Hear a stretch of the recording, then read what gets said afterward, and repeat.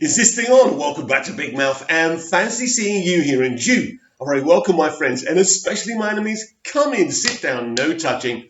I don't do the touching. Welcome to Saturday's edition of the Doctor Who Daily. Don't forget, Monday is the day we're tweeting along with Karen Gillan, Emma Freud, the writer of Vincent and the Doctor, the season 5 episode starring Matt Smith as the awesome Doctor, a great version of the Doctor, by the way. Karen Gillan as Amy Pond, and we're all going to be there tweeting along. So 7 o'clock UK time on the dot. It's your responsibility to play your copy of the episode, so we're all watching it together and tweeting along and hashtagging the real Ginge or the real Ginger or something like that anyway. So that should be an easy thing to hashtag anyway. Yes, thanks for that, Emily. Anyway, so right. I think 2 episodes that are a great argument against having 3 or 4 companions or having a 3 or 4 people TARDIS team is the episode Dalek from season 1 and the episode Father's Day. These 2 episodes sum up how important that Doctor-companion relationship is, especially in the revival era. But it was very important in the classic era as well. Of course it was, before I get classic fans attacking me on here. But I think when you do look at Dalek and Father's Day, you see 2 different versions of the same coin, but they're really good. So in Dalek, Rose touches the harmless Dalek, who's pretty much depowered, and when she touches him, all hell breaks loose, right? Right? Before we get people saying, how do you know he's a boy? It's a machine, it's not a boy or a girl. Right, shut up. He's non-gender specific. There you go. Can't get me now, can you? Anyway, right, so all hell breaks loose, and Rose, her touching the Dalek just causes merry hell, doesn't it? And I think it's a very interesting comparable because her being there is the reason the Doctor backs off in the end. Because the whole story is that the Time Lords and the Daleks were fighting each other in the Time War. They pretty much nearly destroyed the whole universe with this battle, right? The Time Lords were trying to stop the Daleks, right? So, the Doctor's very angry. He blames the Daleks for the decision he had to make. He had to take the moment, which is the device that helped him destroy Gallifrey and the Daleks and the Time Lords, right? Which we saw referenced in Day of the Doctor. So, in the end, when he wants to kill the Dalek, right at the very end, after the Daleks created merry hell, right, killed a lot of people, the Doctor has got a point, by the way. I'm not necessarily saying that Rose, Rose has got this pacifist kind of head on, I don't recognise you, Doctor, he's not the one pointing the gun at me, right? Well, yeah, Rose, but if someone went into your flat and killed your mum, killed Jackie, you wouldn't be sitting there going, oh no, well, I wouldn't do it. It's different, isn't it? So there's that point of view. But anyway, she's the one who holds him back in the end. And the Dalek he opens up the whole thing, the casing, and he wants to die. So basically, this Dalek tells Rose to order him to exterminate. Because basically, him and Rose are pretty much telepathically linked now, right? I think that's the case anyway.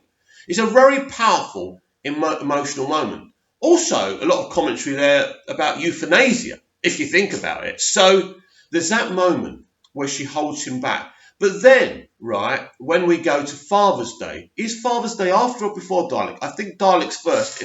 I'm sure it is. Anyway, doesn't matter. So then we go to Father's Day, right? So we meet Pete Tyler for the first time. Rose wants to go back to the day her father died. And the Doctor's being all bolshy. This Doctor really wants to impress this attractive young girl, right? And they haven't known each other for that long at this time. We're still in the first season, don't forget. So I can do anything you want, but careful what you wish for, right? But the Doctor, being the Doctor, doesn't really think about the consequences, even though he knows what they could be. He isn't going to stop doing this.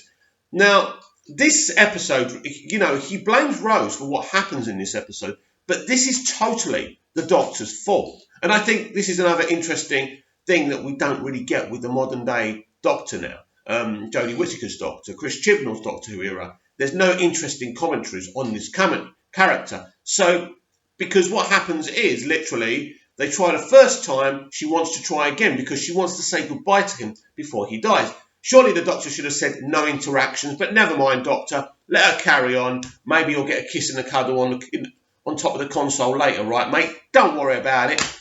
Anyway, so she goes, can we try again? Stupidly, the doctor agrees. So already the key error is from the doctor. He could have said, look, Rose, you've seen him. It's not a nice thing for you to see, but I can't keep on doing this or, something's going to happen. Right, so anyway, the doctor is impressing the gorgeous Rose Tyler, right? So they do it again. She runs out, she saves his life, she's changing time. So this is how you get those creature things come out, right? And they're the enemy and the problem of the episode. And they're all stuck in a church, if you remember. Awesome episode, right? But the emotional context of this episode is Rose interacting with her dead father. And ultimately, the massive moment when he realizes he has to die. It's an amazing episode, and credit to the acting chops of the guy who plays Pete Tyler. Another great casting choice. Brilliant. And but ultimately, the dynamic between the doctor and his companion in this episode is the big thing for me, because he blames her. He wrongly blames her. I told you I travel in space. You said no, but then I said time travel, and then you came, or something like that. So he's pretty much saying that he was used by her just because he could travel in time. Of course, maybe she did think of that, but she's only human at the end of the day. She lost her father. She doesn't really remember him. She was a very small child when he died. She just knows things about him rather than of knowing him. So you can't really blame Rose here. And I mean, I can blame Rose for a lot. Believe you me, I'm not her biggest fan. I think Billy was amazing. I think Rose is a fantastic companion. But I think in the second season, Russell purposely made her unlikable, so we didn't make much of a fuss when she left. That's a conversation for another time. Anyway, the doctor's to blame here. He should never ever have done that. Even if he did it once, he did it again. That was ridiculous, right? So it's the doctor's fault. But he basically calls Rose another stupid, blundering ape, right? And it's interesting that this doctor sometimes doesn't take responsibility for his actions. Doctor, you shouldn't have gone back to 1987, and Rose shouldn't have seen Pete Tyler, and if you don't do that, none of this shit happens. So in fact, as Adam says to him in, I forgot the episode, this is actually your fault. And it is. It's actually your fault, Doctor. You did all this. But one's trying to kind of compare Dalek and Father's Day because they're both very emotional episodes. One's very emotional for the Doctor and the other one's very emotional for Rose. Now, of course, this is great storytelling and this is great character development because within a season of the best shows, you'll always see one episode which deals with the emotions and the story of one character, and then it will go to another episode dealing with the emotions and the points of view of the other character. We've seen American shows do it for years. Even in the early days of the A-Team and Knight Rider, right? Because those episodes weren't really, continuing episodes. They were just doing different stories each week. But they did do character stories sometimes. And this is what Russell T Davies did. And I immediately recognised that Russell T Davies had an American way of running a show rather than being, all very English and, what we did last week is forgotten about the next week. No, that was very important. This was a continuing saga. Not just a continuing saga within this revival, but everything that happened in the classic era is canon, which I loved as well. And so in these two episodes, you really get a deep look at these two characters. So you see the Doctor's anger and emotion because of what happened in the Time War in Dalek. But then you see a very emotional, self-contained human story in Father's Day. And you really get to know Rose. She's more than a pretty face. She's more than this girl who was fed up of working 9 to 5. She is a little girl, really. She's a little girl who just wants her daddy. And it's really a beautiful episode. Imagine these people have to grow up in Rose's position, not knowing their parents or their parent. It's brilliant. And of course, my favourite actor ever to grace Doctor Who, Camille Caudry, as Jackie, made an appearance as younger Jackie. And I thought I have to mention her because she's amazing. How this woman didn't get a larger role in the Hoovers, how she didn't get her own spin-off is a mystery to me. So amazing. And she's brilliant. Especially, I like the young thing with Mickey as well, holding on to older Rose. That was fun as well. These two episodes are really, really good, but both episodes are very different. But what their similarities are is they're fleshing out, because don't forget, this is a new Doctor. We haven't known this Doctor for very long, and we haven't been travelling with the Doctor again for very long either. So we need to get to know him again and this new version, and also you've got this new companion in this new iteration of Doctor Who, or this relaunch basically, and for the first time we see her soul revealed. A girl who just wants to hold on to her daddy. That's an amazing thing. That's an emotional thing. It's brilliant, and it's so emotional. So after that episode, you really feel this connection between Rose and the Doctor. And for me, I never saw Nine's and Rose's relationship as romantic. I've said it before. I saw it as an older brother and a younger sister, or two mates. It was only in season 2 where I kind of noticed where we were going with this. But I never really thought in the first season that Rose and the Doctor were getting it on or were in love. I never saw that. Obviously, I'm blind, right? But I didn't realise that's what RTD was trying to do. And there's differing opinions about that as well. But I think Father's Day and Dalek keeps away from the romantic stuff. What was very interesting, how RTD did the dynamic between Rose and the Doctor, both versions of his Doctor. It wasn't blatantly romantic. And it's the way you interpret it, I think. You can interpret it how I did, but you can also interpret it as a romantic thing. So it's never blatant. I know when we go to Journey's End and she's with the Human Meta Crisis Doctor and she finally kisses him, it's blatantly that she's in love with this. I mean, it was blatant that she's in love with him, even when she's hinting in the two-parter.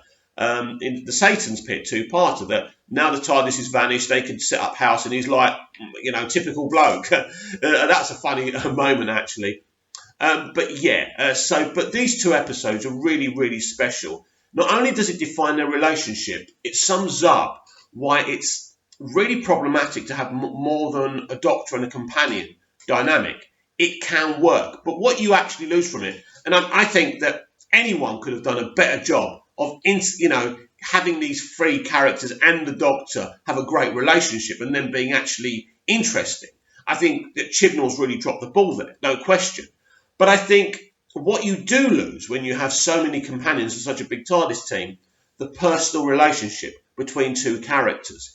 It works with Rose and the Doctor, it works with Martha and the Doctor, and it certainly works with Donna and the Doctor, and Amy and the Doctor. It really does. Even though you've got Rory tagging along, it's still a personal relationship. There's still 3 of them. They're a couple. It's different. It works, right?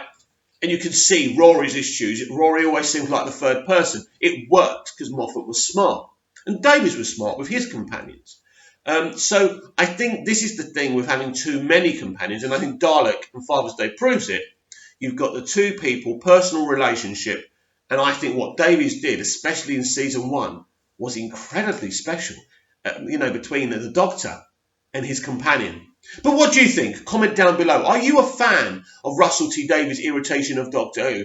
Do you like the 9th Doctor and Rose, or do you prefer the 10th Doctor and Rose? And do you think that what I'm saying is a little bit true? Is a little bit truth in it? Is a Doctor and a companion dynamic better than having a bunch of companions and the Doctor? Or can it work either way? Comment down below, like, share and subscribe, and I'll be back tomorrow with even more fascinating Doctor Who Daily. I really enjoyed that chat.